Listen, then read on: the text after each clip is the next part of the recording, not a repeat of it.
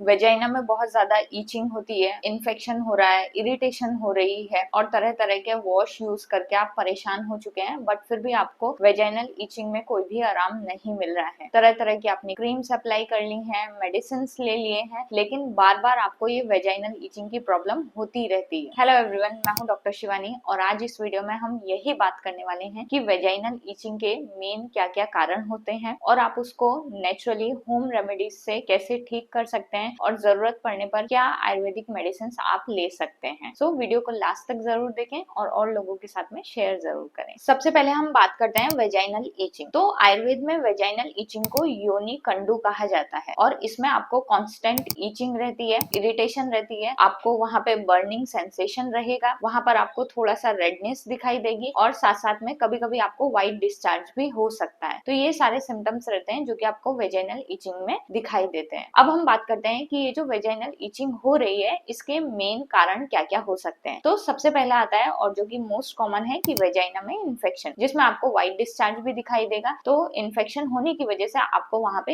Itching बनी रहती है। सेकंड जो कारण आता है वो बहुत ज्यादा एक्सेस में शुगर इनटेक करना। तो अगर आप शुगर का बहुत ज्यादा इस्तेमाल करते हैं तो वो भी आपके वेजाइनल ईचिंग का एक कारण हो सकता है। थर्ड आता है आपके टाइट अंडरवियर या फिर सिंथेटिक अंडरवियर्स का पहनना। तो वो भी वहां पे स्किन में इरिटेशन कॉज करते हैं जिसकी वजह से आपको कांस्टेंट ईचिंग बनी हो सकती है। नेक्स्ट जो कारण रहता है वो बहुत ज्यादा स्वेटिंग होना उस एरिया में, तो वो भी आपके इन्फेक्शन को वहां पे पैदा कर सकता है और उसकी वजह से कांस्टेंट आपको ईचिंग बनी हो सकती है। एंड लास्ट आता है कभी कभी हार्मोनल इम्बैलेंस होने की वजह से भी आपको वहां पे वेजाइनल ईचिंग बनी हो सकती है। जैसे कि मोस्ट ऑफ मेनोपॉज के केसेस में देखा जाता है उस टाइम पे एस्ट्रोजन हार्मोन कम होने की वजह से वहां पे वेजाइनल ईचिंग, ड्राइनेस ज्यादा देखने को मिलता है। तो ये सारे कारण हैं जिसकी वजह से आपको वेजाइनल ईचिंग हो सकती है। अब हम बात करते हैं आयुर्वेद में इसको किस तरह से ठीक किया जाता है। तो आयुर्वेद में बताया जाता है कि ये जो आपको वेजाइनल ईचिंग हो रही है वो मेनली आपके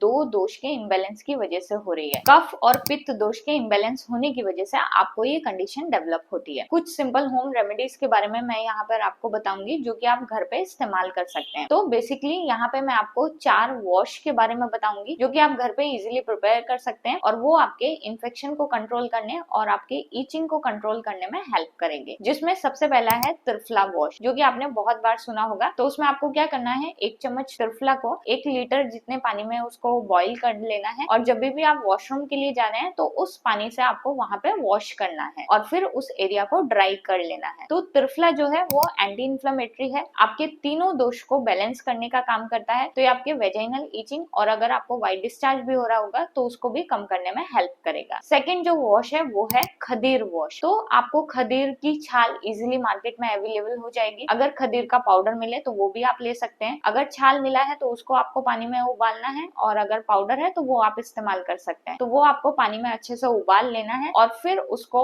वॉश की तरह यूज करना है। इसी तरह से थर्ड वॉश आता है नीम का वॉश। तो नीम के पत्ते या नीम की जो छाल है वो इजीली अवेलेबल रहती है, दोनों ही आप इस्तेमाल कर सकते हैं। आपको पानी में दोनों को अच्छे से बॉईल करना है और फिर उसको आपको as a vaginal wash use करना है। नेक्स्ट जो है वो है धूपन। धूपन के लिए यहाँ पे आपको लेना है नीम के पत्ते, हरिद्रा और गुगलू। इन तीनों का आपको धूप बनाना है और उसको आपको वेजाइना एरिया में लेना है। तो वहां पे जितना भी इन्फेक्शन है वो कंट्रोल होगा और साथ साथ में आपकी वेजाइनल ईचिंग भी कंट्रोल होगी। तो ये सिंपल वॉश है जो कि आप घर पर प्रिपेयर कर सकते हैं और आप इनका 1 वीक तक जब लगातार इस्तेमाल करेंगे तो आपको जो वेजाइनल ईचिंग हो रही है वो कम हो जाएगी। अब हम बात करते हैं कुछ आयुर्वेदिक मेडिसिन की। अगर बाई चांस इन वॉश से भी आपको वेजाइनल ईचिंग कम नहीं हो रही है तो आप साथ में ये आयुर्वेदिक मेडिसिन ले सकते हैं। तो सबसे पहले यहाँ पे आता है पुष्यानुक चूर्ण। ये जो पाउडर है ये आपको 1-1 चम्मच लेना है। ये अगर आप राइस वाटर के साथ में लेंगे तो बहुत अच्छा रहेगा, नहीं तो आप गर्म पानी या फिर शहद के साथ में भी ले सकते हैं। ये आपको 1-1 चम्मच खाना खाने से पहले लेना है। सेकंड आता है खदीरा रिस्ट। खदीर जो है वो ईचिंग के लिए बहुत अच्छे से काम करता है, आपके ब्लड को प्यूरिफाई करने का काम करता है। तो ये जो खदीरा रिस्ट है ये भी आप 3-3 चम्मच आधे कप नॉर्मल पानी में मिक्स करके ले सकते हैं खाना खाने के बाद। 2 टाइम आपको ये लेना है। एंड नेक्स्ट आपको ऐड करना है आमलकी पाउडर। आमलकी जो है वो बहुत ही अच्छा रसायन है, वो आपकी इम्यूनिटी को बूस्ट करने में हेल्प करता है। तो ये आमलकी पाउडर आपको 1-1 चम्मच 2 टाइम लेना है खाना खाने से पहले थोड़े गर्म पानी के साथ में। ये जितनी भी मेडिसिन मैंने आपको बताई है ये आप 10 डेज के लिए ट्राई कीजिए और आपका जो वेजाइनल वेजाइनल ईचिंग है या फिर अगर कुछ वेजाइनल इन्फेक्शन भी है तो वो भी कम्प्लीटली ठीक हो जाएगा। अब हम बात करते हैं कुछ डाइट एंड लाइफस्टाइल चेंजेस की जो आपके वेजाइनल ईचिंग को कम करने में हेल्प करेंगे। तो सबसे पहले आपको टाइट और सिंथेटिक अंडरवियर्स का इस्तेमाल नहीं करना है। सेकेंड, जो आपका प्राइवेट पार्ट है वहां का एरिया जो है वो बिल्कुल क्लीन एंड ड्राई रखना है। थर्ड, कोई भी प्राइवेट पार्ट में डिओड्रेंट का इस्तेमाल नहीं करना है, नहीं तो